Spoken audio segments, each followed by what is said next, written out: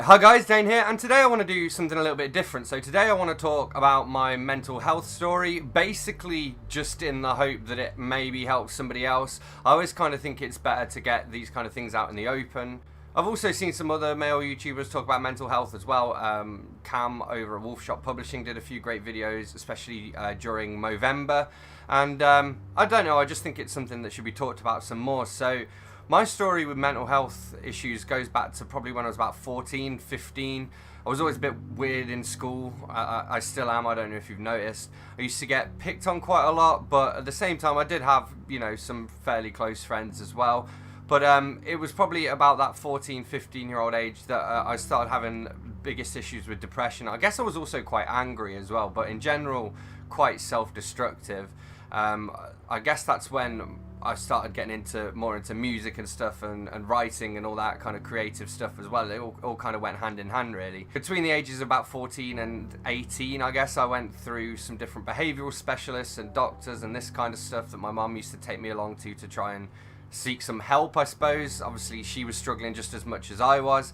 And this was also the same time I started discovering alcohol and drinking quite a lot as well. So I wasn't the easiest kid to live with. My dad actually kicked me out and never figured out why. And then we didn't speak for probably 6 or 7 years, although we do still speak again now. But at the time, this was only really depression, and again, I guess quite a lot of anger against the world as well. I don't really know. Well, I'm still angry against the world. I'm an angry young man. And during this time, I had a lot of problems with sort of self-harm and suicidal thoughts as well. I don't want to go into that too much because that's probably one area of it that I don't feel too comfortable talking about. But I carried on struggling through anyway. And then the next real thing was, as I was getting ready to go towards university, I was about 19 at the time because I had a year out. Through various reasons, not most of them not mental health related, although it was a factor, I suppose.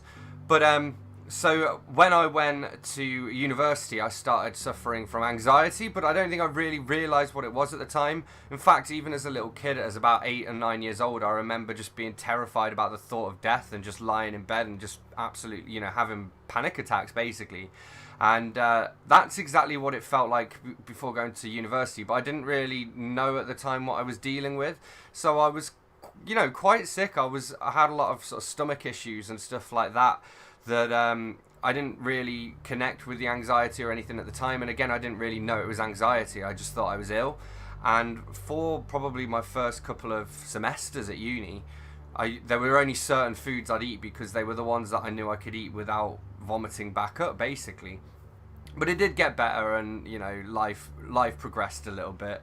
I wasn't exactly my happiest between those years at uni. I've been reading some of my journals recently, but I was surviving. And then in my third year at uni, my girlfriend at the time basically only agreed to go out with me if I went to counselling at the university, which actually was kind of a good call, but I don't know about that. That seems weird now. But anyway, so I went along to counselling and then got put on some medication as well, on citalopram, which is what I'd still take now.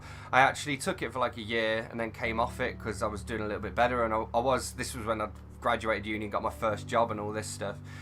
But I have my ups and downs. I always have, and I still do.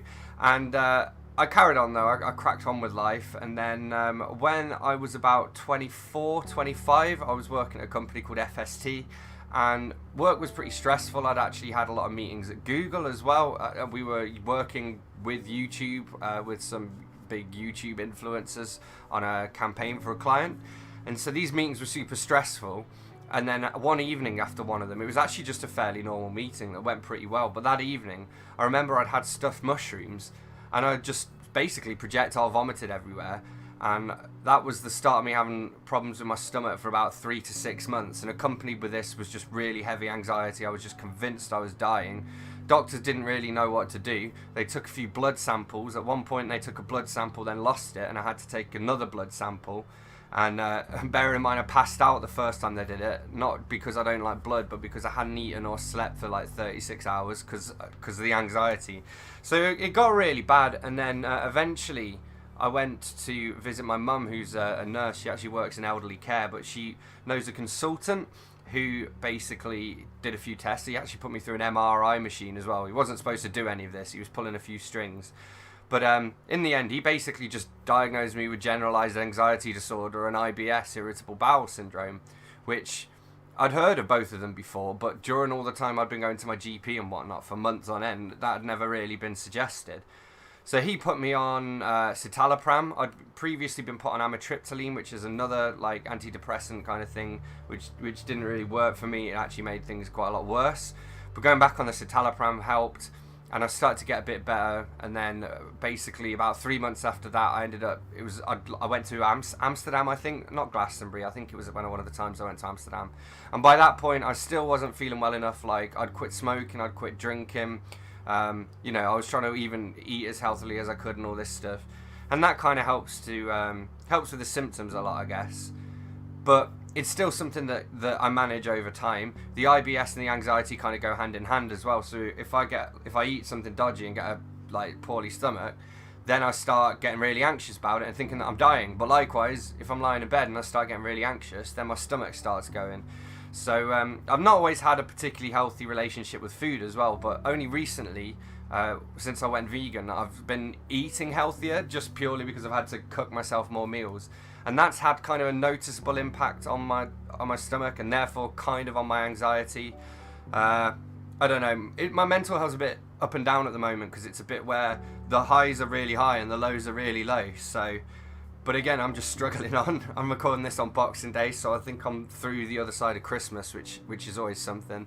So, yeah, I mean, I guess that's my story in a nutshell. It's just still something that I deal with every day and just try my best with. I actually have quite a supportive group of friends, quite a few friends as well who have anxiety issues or depression issues of their own as well. So it kind of makes it easier to speak to people when you know that they've got some experience of their own, I guess. And if you ever need someone to talk to, let me know in the comments. And I am terrible with comments. I will get to them eventually. But actually, if you want to email me, you can email me at danecobain@hotmail.com, and then I'll probably pick that up faster.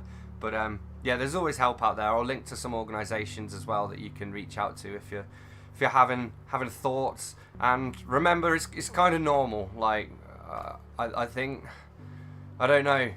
I'm starting to get uncomfortable about talking about this now, so I'm going to sign off. So anyway, on that note, thanks a lot for watching. Don't forget to let me know in the comments what your experiences with anxiety and depression are, I guess. Hit that like button if you found this video. Hit subscribe for more videos where I'll talk about books, possibly anxiety causing and anxiety, yeah, whatever. And I'll see you soon for another one. Thanks a lot. Bye-bye.